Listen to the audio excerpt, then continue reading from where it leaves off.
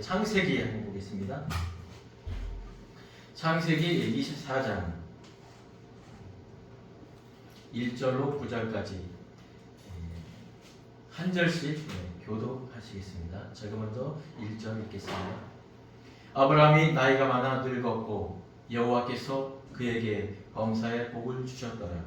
아브라함이 자기 집 모든 소유를 맡은 늙은 종에게 이르되 청하건대 내 허벅지 밑에 내 손을 넣어라. 내가 너에게 하늘의 하나님 땅의 하나님이신 여호와를 가르쳐 맹세하게 하노니 너는 내가 거주하는 이 지방 가나안 족속의 딸 중에서 내 아들을 위하여 아내를 택하지 말고 내 고향 내 족속에게로 가서 내 아들 이삭을 위하여 아내를 택하라. 종이 이르되 여자가 나를 따라 이 땅으로 오려고 하지 아니하거든 내가 주인의 아들을 주인이 나오신 땅으로 인도하여 돌아가리이까. 아브라함이 그에게 이르되 내 아들을 그리로 데리고 돌아가지 아니하도록 하라. 하늘의 하나님 여호와께서 나를 내 아버지의 집과 내 고향 땅에서 떠나게 하시고 내게 말씀하시며 내게 맹세하여 이르시기를 이 땅을 내 씨에게 주리라 하셨으니 그가 그 사자를 너보다 앞서 보내실지라. 내가 거기서 내 아들을 위하여 아내를 택할지니라. 만일 여자가 너를 따라오려고 하지 아니하면 나의 이 맹세가 너와 상관이 없나니 오직 내 아들을 데리고 그리로 가지 말지니라. 함께 읽겠습니다. 그 종이 이에 그의 주인 아브라함의 허벅지 아래에 손을 넣고 이 일에 대하여 그에게 맹세하였더라. 아멘. 네, 날씨가 좀 많이 덥네요.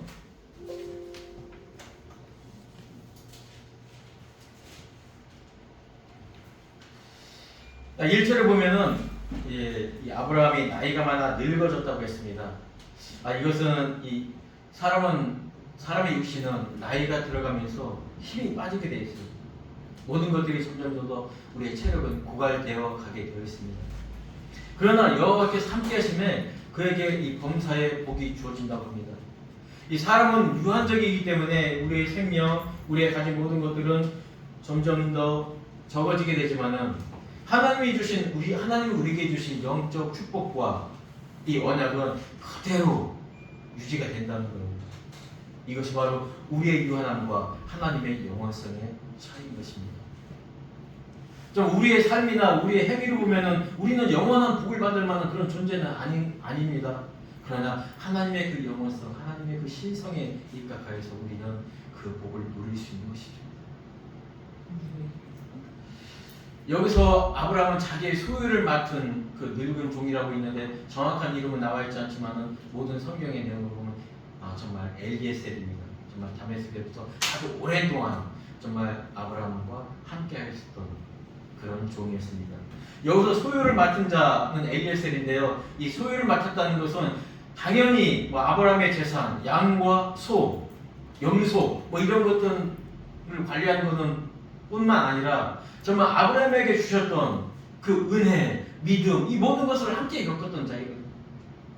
아브라함이 이 엘리에셀 이 종에게 자신의 아들을 위한 아내를 구하는 일에 정말 맹세하게 된다는 거죠. 그만큼 믿고 신뢰하는 자이지만 더 나아가서 하나님을 신뢰하는 것도 알았다는 것입니다. 정말 이 엘리에셀은 정말 아브라함에게는 친구 같은 존재입니다. 이 구약의 이 엘리에셀은요, 엘야자르로 바뀌면서 이 신약 시대에는 이 나사로로 바뀝니다. 똑같은 근원이 하나님께 도움을 요청하는 거죠. 이 가장 중요한 아들의 짝을 찾는 일을 정말 이 종에게 맡깁니다. 성경의 중요한 메시지가 바로 이 결혼이거든요. 이 결혼에 대한 것을 이 종에게 맡겼다는 것은 자기와 하나의 뜻을 가지고 있다는 그런 것을 의미합니다. 아담에게서 하나님이 직접 그의 짝 하와를 데려옵니다. 예수님도 그렇죠. 신약시대에 사마리아 땅까지 와서 정말 많은 남편을 두지만은 온전한 남편이 아닌 거짓 남편인 그들이 아니라 내가 너의 남편이다. 내가 너의 참 신랑이다. 우리에게 참 신랑은 오직 그리스도인 것을 나타내고 있는 것입니다. 친구는 뭐 사실 같이 놀며 또 같은 것을 행하며 또 마음도 같고 같은 것에 취미를 갖습니다. 주님도 제자들에게 그러죠. 너희가 아버지의 뜻을 이제 알았으니 그 아버지 뜻대로 순종하면은 결국 너희 나와 친구 되는 자. 그럴 때 너희는 나와 같이 고난과 박해도 받을 것이며 또한 너희는 십자가에 못 박힘으로 연합되면 또한 부활 또한 이루어질 것입니다. 오늘 본문 24장이 끝나면요, 이 이삭의 아내를 리브가를 데려옵니다. 정말 많은 기간이에요. 이 기간에는요, 아브라함이 명령을 했지만은 그 다시 엘리에셀과 만나서 이야기하는 적은 없습니다. 이 다음 장 바로 25장에는 아브라함의 죽음에 대한 기사가 나옵니다. 이 엘리에셀은 아브라함과 함께 아브라함의 꿈으로 사라지는 거예요. 어떻게 보면 누가복음 16장에 부자와 나사로에서의 그 나사로가 아브라함의 품에 안긴 것처럼 그 기사가 연상이 되는 것과 똑같습니다. 내 허벅지 밑에 손을 넣으라고 했는데요. 이 허벅지 밑이 과연 뭘까요? 허벅지 밑이 뭔데 정말 이 중요한 아들의 결혼에 대한 이 일을, 결혼의 당사자 며느리를 데려오는 일을 맡겼을까요? 정말 이 언약에 담긴 겁니다. 이건 단순한 그냥 맹세가 아니라요, 아브라함 자신의 그 하나님에 대한 그 신앙, 믿음, 이것을 고스란히 담는 거예요. 할례받은 그 성기가 닿는 부분이 바로 허벅지입니다. 이 부분에 넣고 맹세하는 건요, 정말 큰 의미가 있는 것입니다. 가장 부끄러운 부분, 가장 수치스러운 부분에 손을 넣고 맹세를 한다는 것입니다. 이는 단순히 신부를 찾는 것, 표면적으로는 그렇지만 그 안에는 정말 큰 의미가 담겨져 있습니다. 아브라함이 사라의 무덤을 해족속의 땅 헤브론에 넣을 때 그들의 마음은 하나님, 그리고 앞으로 내 자손들이 나와 사라는 죽는 그 순간까지도 하나님의 언약을 붙들었으며 그 언약에 의해서 살았으며 앞으로 이루어질 그 자손의 이 땅도 이루어지라는 것을 확실한 믿는다는 그 징표였습니다.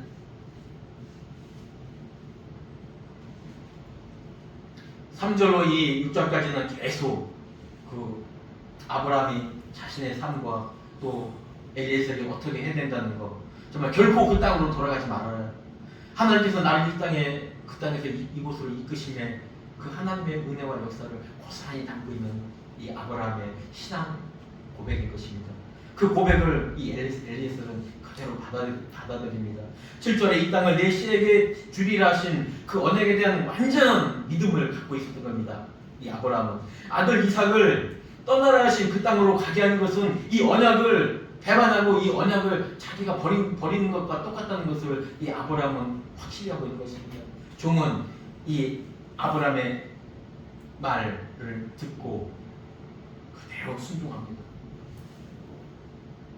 현실적 눈으로 보면 벌거벗은 부끄러운 몸을 가리우는 것이, 또 가리워야 될 가장 그 중요한 그 부분을, 부끄럽고 수치스러운 것을 느낀 것이 사람이지만요, 이 하나님의 언약이 그 모든 것을 내려놓게 합니다. 이 순간 하나님과 엘리에셀은 하나님의 언약과 은혜 안에서 친구이며 연합된 관계가 되는 것이에요. 이 성경 구절은 하나님의 은혜 언약의 정말 핵심 중의 메시지와 하나인 것입니다. 아담과 하와가 범죄했을 때, 벌거벗었을 때 그들은 이미 범죄하기 전에요, 발가벗은 상태로 하나님과 동행하고 하나님과 연합된 존재로 살았습니다. 그러나 금지한 그 금단의 열매를 먹고 바로 마귀의 유혹을 받습니다. 다 먹어도 된다. 근데 그 유혹에 바로 행동한 것이 뭐죠? 하와가 봄으로서 이 사건이 일어난 거예요. 봄으로서 눈이 밝아져서 자신들의 부끄러움을 알게 된 거예요. 사탄은 끝까지 참소한 자입니다. 어떻게 보면 우리가 영원한 하나님처럼 될 것 같다는 그런 유혹을 주지만은 그 실체는 뭐냐면 우리의 죄를 참소하기 위한 것입니다. 아브라함은 왜 하나님의 언약에 대한 믿음의 확신, 믿음의 승계로서 이삭의 결혼 상대로 가나안 족속이 아닌 자기 족속 셈족에게 가서 아내를 구하라고 했을까요? 뭐 교육이나 문화 아니면 순수혈통 아니면 이 교육의 여자애가 정말 중요하기 때문에 정말 엄마가 중요하기 때문에 엄마를 통한 정말 그 교육을 하기 위해서일까요? 물론 그런 것도 있습니다. 그러나 이 안에는 실체에는 언약에 대한 믿음이며 하나님의 섭리인 것입니다. 홍수 심판 후 노아는 창조 때 아담에게 주었던 그 복을 그대로 받습니다. 아담에게 주신 복과 언약이 그대로 노아에게 그대로 승계됩니다. 그리고 노아의 후손들에게 그대로 승계가 되는데요. 그 땅에 거하는 모든 짐승들, 살아 숨쉬는 모든 것들에게도 그대로 인계가 되는 이 사건입니다. 정말 홍수 이전에 정말 하나님이 이 땅을 멸하기 전에 어떤 말씀을 하죠? 하나님의 아들들이 사람의 딸들을 자기 눈에 보이는 대로 취하여 아내를 삼았다고 했습니다. 즉, 이 심판에 죄악이 관영하게 된 첫 번째 원인을 하나님은 뭐로 기록했냐면요. 아내, 결혼제도 이거에 대한 잘못으로부터 근본을 잡고 있는 것입니다. 방주에서 나온 노아는 정말 새로운 언약의 1차 당사자였습니다. 언약의 모든 것을 이루실 하나님께 감사하는 삶을 살았습니다. 그 이전에도요, 이 창세기 9장 9절을 보면 오직 당다의 의인이고 완전한 자는 오직 노아 하나뿐이라고 했어요. 그 노아를 통해서 그의 아내와 그의 아들들이 구원을 받는 것이죠. 이 노아는요, 바로 그 이후에 정말 하나님께 제단을 쌓고 또한 그 포도나무를 심습니다. 그리고 그 가운데에서 정말 포도주를 먹으며 그리고 벌거벗은 상태라고 했습니다. 우리가 어떻게 보면 이건 정말 왜 그 당대의 정말 의인 이 노아가 이런 행동을 했을까라는 정말 그런 생각이 문득 듭니다. 그런데 이걸 표면적으로 본다면 여기서 파생되는 정말 여러 가지 설들이 너무나 많습니다. 정말 함이 어떤 잘못된 성적인 관점을 가지고 있었다. 뭐 동성애네 거기까지도 나갑니다. 그러나 그것은 성경 말씀과는 좀 거리가 멉니다.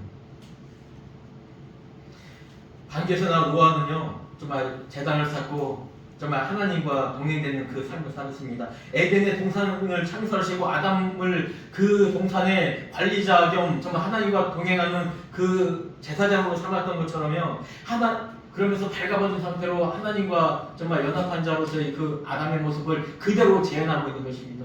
이 언약의 승계가 바로 에덴 동산이 아닌 정말 그 방주에서 나온 그 지역에서 그 메소포타미아 그 지역에서 그대로 구체화되는 거예요.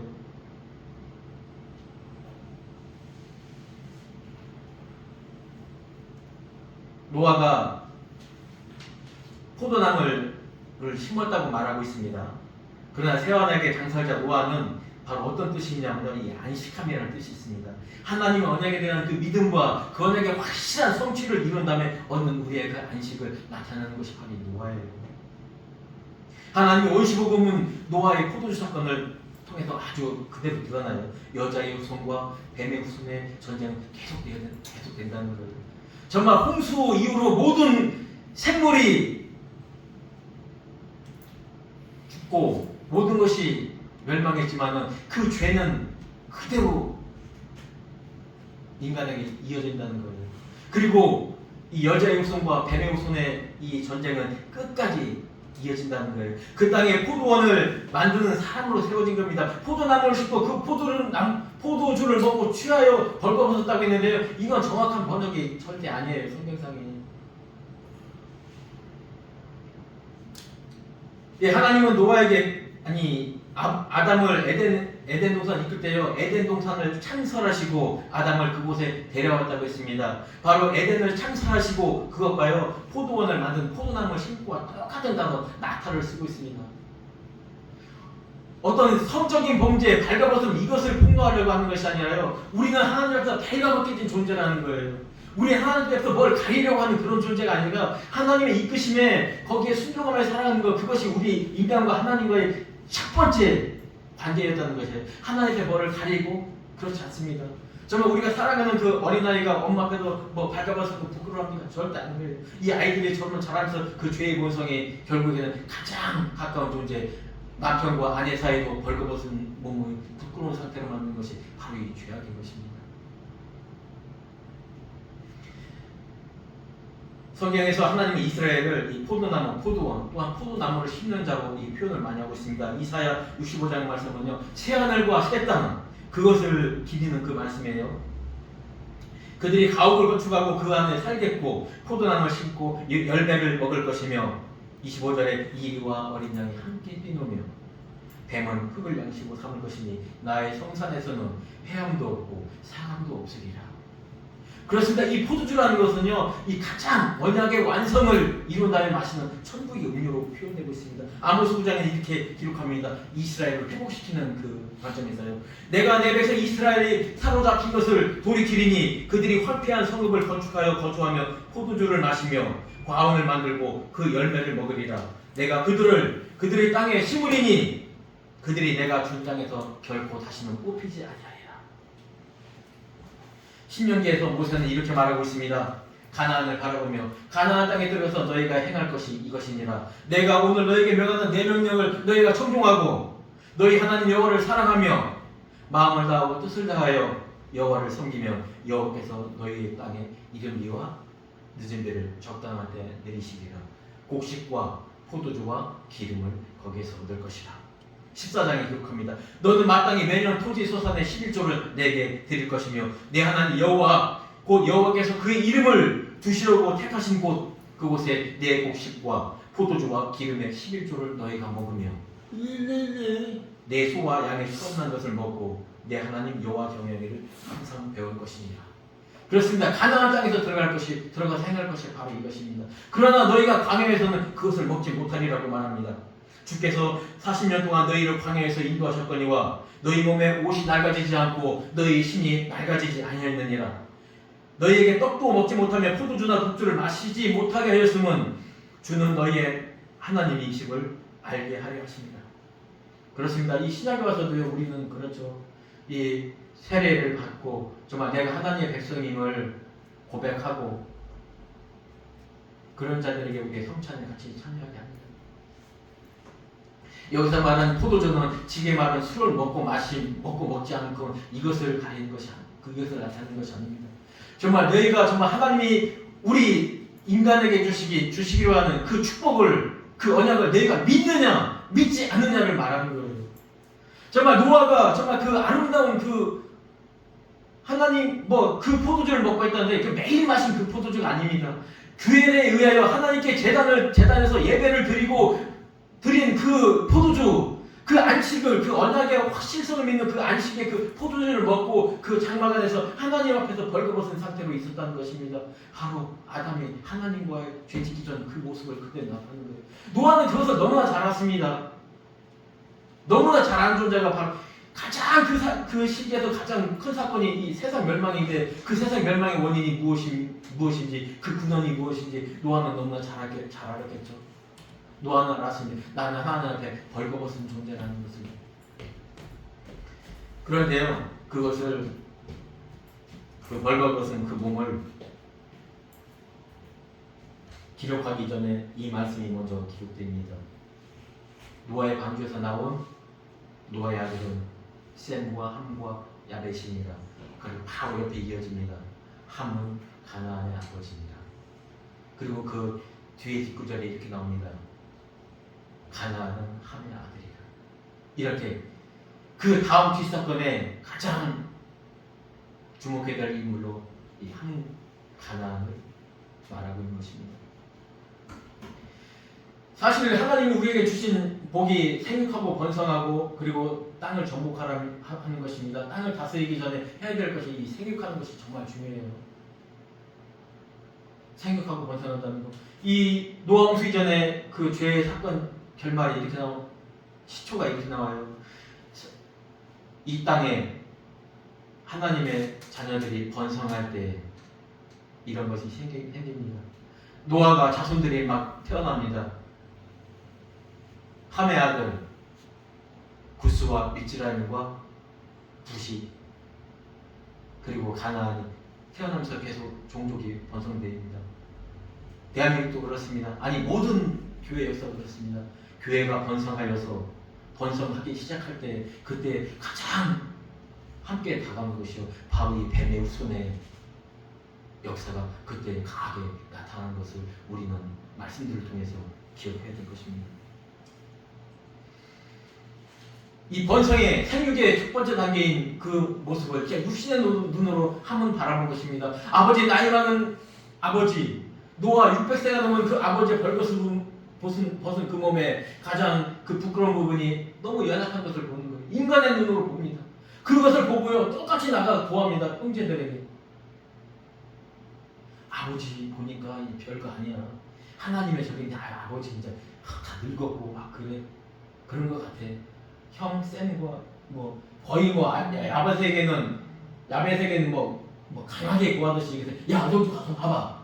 야 아버지가 뭐 벌거벗으면 봐. 그러나 쌤은 강하게 말합니다. 그 말을 뒤로하고 야베 동생을 데리고 옷을 덮어줍니다. 에덴 동산의 뱀은 그러죠. 고합니다. 야, 너한테 바로 그 전에는 자기들이 벌거벗은 것이 무엇인지 몰랐어요. 그러나 선악과를 먹은 즉 하나님께 범죄함을 통해서 자신들의 부끄러움을 제일 먼저 본다는 거예요. 아담이 자신의 벗은 몸을 먼저 받겠습니까? 하와가 자신의 벗은 몸을 먼저 받겠습니까? 아니에요. 아담은 하와의 벗은 몸, 하와는 아담의 벗은 몸을 본 거예요. 그러면서 서로 보호하는 겁니다. 어떻게 보면 죄의 습성과 똑같지 않아요? 예수님도 말합니다. 너희 아비는 거짓의 아비고 아비라고. 그러니까 진실을 말하지 않고 진실은 하나님과 우리의 관계는 우리는 불완전한 존재. 정말 하나님의 도우심으로 우리는 살 수밖에 없는 존재. 이것이 우리와 하나님과의 정체성인데 그것에 대해서 비판하며 조롱하는 존재인 것이지. 노아는 홍수 350년을 삽니다. 그리고 950세를 살고 죽었다라고 하면 이 저주의 일이 일단락됩니다. 홍수 220년 후에 아브라함의 아버지 데라가 태어납니다. 홍수 350년 아브라함이 태어납니다. 이 육신의 아비의 후손이 끊어지고 이제 새로운 하나님의 섭리 여자의 후손이 있기 위한 그 전초전으로 아브라함과 사라에게 아이가 없는 것으로 시작이 되는 것입니다. 이것이 바로 하나님의 섭리죠. 그렇다면 왜 하나님은 그 가나안에 대해서 그렇게 좀 저주스러운 이야기가 있을까요? 아까 말한 것과 똑같습니다. 이게 단지 함의 그 행동, 발가벗은 것을 막 고한 것, 그 사건이 아니라 정말 노아는 깨어나서 그 일을 다 들었다고 했죠. 그러고 나서 이 저주를 합니다. 근데 노아가 알았다고 하는 건요. 함이 둘째가 나의 보성을 보고 조롱했다는 거, 그리고 첫째와 셋째가 나를 덮어줬다는 거, 이것만 아는 게 아니고 이것이구나. 죄라는 것이 이렇게 끝까지 우리의 인간의 역사에 남아있는 것이구나. 그리고 그 여자의 후손이 이 셈의 장막에서 나올 것이다. 그리고 이 셈의 장막에 나오는 그 여자의 후손을 방해하고 대항할 그 존재가 바로 이 가나안의 함의 자손으로부터 나올 것이다. 그렇기 때문에 하나님 말하죠. 여자의 후손과 뱀의 후손이 전쟁을 하게 된다고. 그런데 함이 그런 일을 했겠지만은 그것은 함의 후손인 가나안에게로 이어진 것입니다. 정말 가나안이 무조건 나쁜 것이 아니잖아요. 이때 모세가 정복해야 되고 여호수아가 들어가야 될 그 땅, 이스라엘이 들어가야 될 그 땅은요 이미 가나안. 그거죠. 나는 불복한 존재.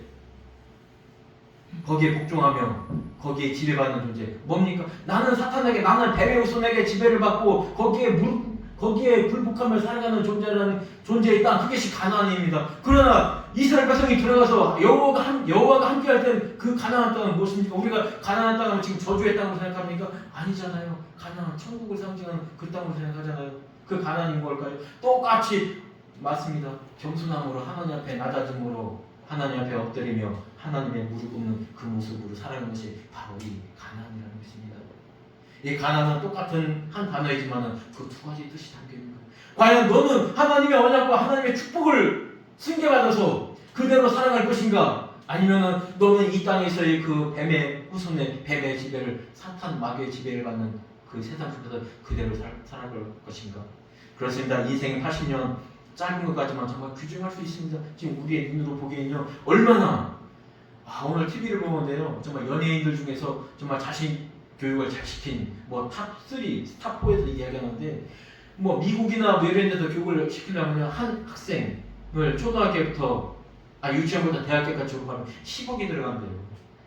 즉 연예인들은 정말 돈을 많이 버는 사람들은 그렇게 하는 사람들이 많이 있다는 거예요. 그러니까 그게 정말 좋게 보이고 정말 그렇게 하면 정말 이 세상에서 정말 지배를 할 것 같거든요. 그러나 그것은 속임수지 않을까요? 결국 그들의 것은 똑같은 죽음인 것입니다.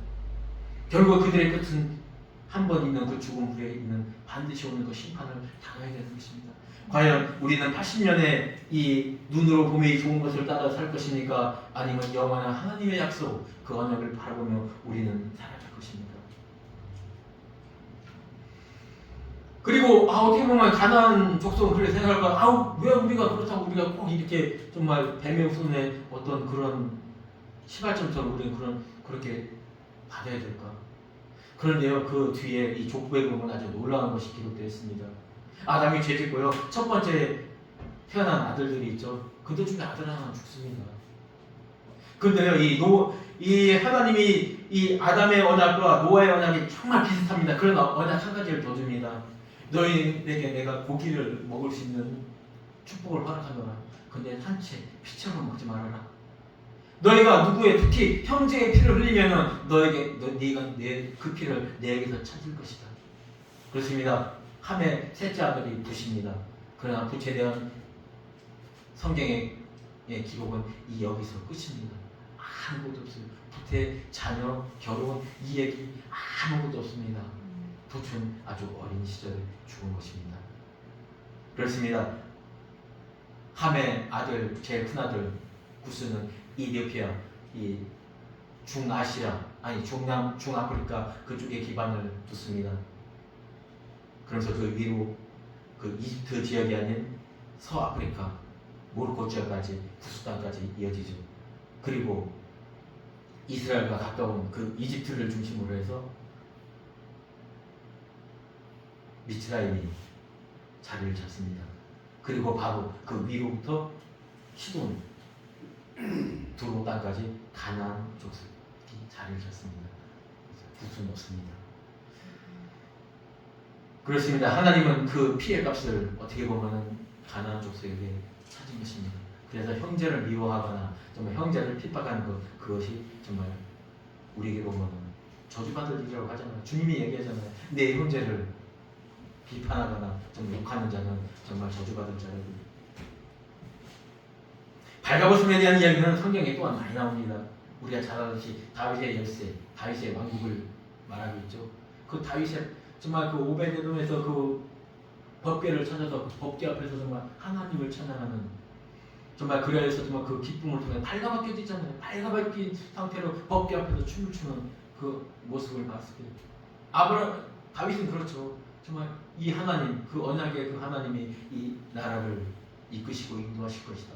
그래서 하나님 말하는 그 왕국이 이루어지는 것, 그것에 대한 그 언약의 성취에 대한 그 기쁨의 춤이었던 것입니다. 그러나 그 안에 미갈은 그것을 조롱했었죠.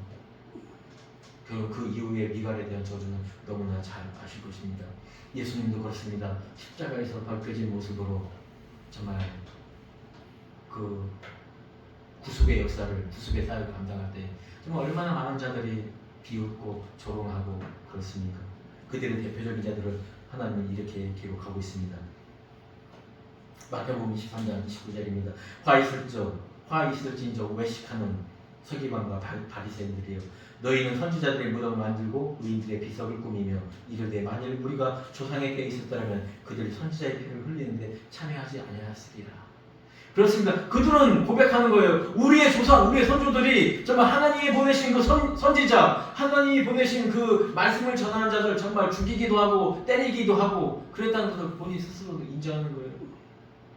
정말 예수님 당시 시대는 예수님의 말씀에 대해 대항하며 방해하는 자들이 뱀의 후손이며 그 저주의 자녀들이 이렇다면은 구약 시대에는 하나님 보내신 선지자들을 때리고 그들을 옥에 가두고 얼마나 많습니까? 그 선지자들에 대한 그 학대들이요. 그리고 지금 이 시대에는 정말 교회를 핍박하며 우리의 전하는 말씀에 정말 방해되는 그런 것들이 많이 있습니다. 그런 것들은 지금까지도 이어지고 있는 것입니다. 주님의 그 그리스도의 그 흘리신 그 보혈의 피로 우리에게 그 언약은 승계된 것입니다. 정말 이 결혼이 얼마나 중요한 거냐면요, 이삭의 아들 둘이 있죠. 에서와 야곱이 있습니다. 야곱이 언제 그 장자가 받은 그 축복권을 빼앗깁니까? 27장에 기록되어 있습니다. 에서는 해족속 2명과 결혼합니다. 그 이후 바로 이어지는 것이 이 장자권 빼앗기는 것입니다. 그렇습니다. 이삭은 에서에게 정말 큰 축복을 주려고 했어요. 근데 그 안에 리브가가 있었던 거죠. 리브가의 계획을 통해서 어떻게 보면 리브가를 안 좋게 볼 수도 있지만 정확하게 하나님의 섭리나 하나님의 관점에서 보면요, 이 에서가 그것을 받으면 절대 안 되는 거예요. 에서가 이 장자권을 축복을 받게 되면 결코 안 되는 거예요. 하나님의 언약이 끊어져 버리는 거예요. 왜? 가나안 족속에서 이 아내를 얻으면 안 되는 거거든요. 근데 이미 얻어버렸어요. 그 리브가를 얻을 때 이 24장의 마지막 구절에는 그렇게 나오죠. 리브가를 향해서 천만인의 어머니요, 대적의 소문을 차지할 내 누이요. 그렇습니다. 이 리브가를 통해서 우리의 이 뱀과 여자의 손의 이 싸움은 계속 승리로 이어진 것이 바로 이거예요. 우리가 인간적 윤리적 관점으로 이 성경에 기록된 이 인물들을 평가하는 것은 결코 온전하지 않습니다. 하나님의 원시적인 복음, 그 잃어버린 그 낙원을 찾을 수 있는 그 길에는 우리는 영원한 전쟁을 해야 되는 것입니다. 이 영원한 전쟁의 승리는 결국 예수 그리스도의 계보까지 이어지는 것입니다. 얼마나 많은 하나님의 은혜로서 이어진 것입니다. 이 언약의 승계는 바로 우리에게 왔습니다. 우리의 개인적인 삶으로 보면 너무나 부족한 것들이 많이 있어요. 정말 내가 이러한 것을 감당할 수 있을까?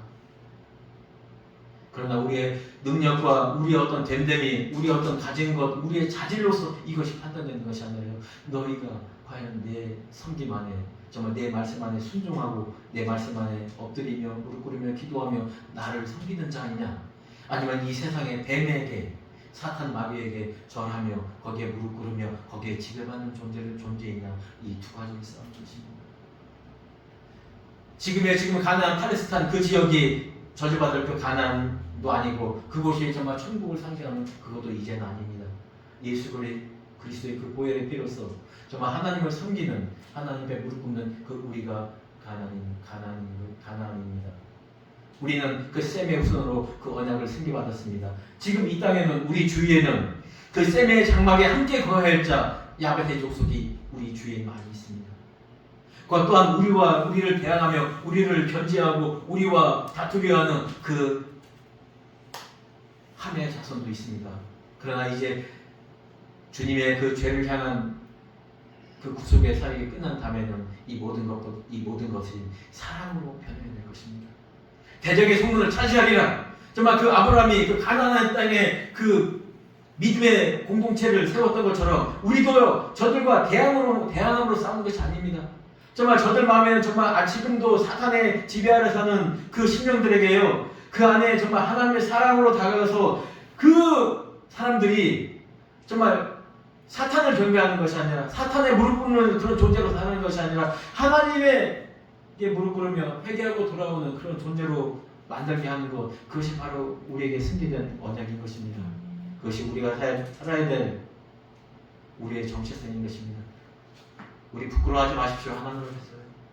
우리의 죄 얼마든지 지울 수 있습니다. 우리 가장 가까운 아내에게도 우리는 죄를 범할 수 있고요, 우리 자녀들에게도 죄를 범할 수가 있습니다. 하물며 다른 사람에게요. 그렇습니다. 우리는 하나님의 발가벗겨진 존재입니다. 발가벗은 존재로서 하나님 앞에 우리의 죄를 회개하며 하나님 앞에 나아가며 하나님의 계획과 섭리를 물어서 정말 하나님의 사역에 동참하는 그런 귀한 삶을 살아야 될 것입니다. 이것이 바로 우리의 정체성이며 우리가 받은 이 언약의 승계를 굳건히 잡아갈 수 있는 길인 것입니다. 기도하겠습니다. 하나님 감사합니다. 오늘의 말씀을 통하여서 우리의 정체성을 알게 하셨습니다. 정말 우리는 이 언약, 하나님의 원시적인 그 언약을 담고 또한 우리에게 주신 그 축복을 그대로 담은 그 언약을 승계받은 성도입니다. 이 언약의 승리자로서의 그 성도의 삶을 잘 감당하는 우리가 될 수 있도록 주님 인도하여 주시옵소서. 사랑하신 예수님의 이름으로 기도했습니다. 아멘. 하나님의 주신 축복 받겠습니다. 지금은 우리 주 예수 그리스도의 은혜와 하나님의 무한하신 사랑과 성령님의 감화 교통 인도하심이 이 자리에 있는 모든 하나님의 성도들 머리 위에 지금부터 영원까지 함께할지어다. 아멘.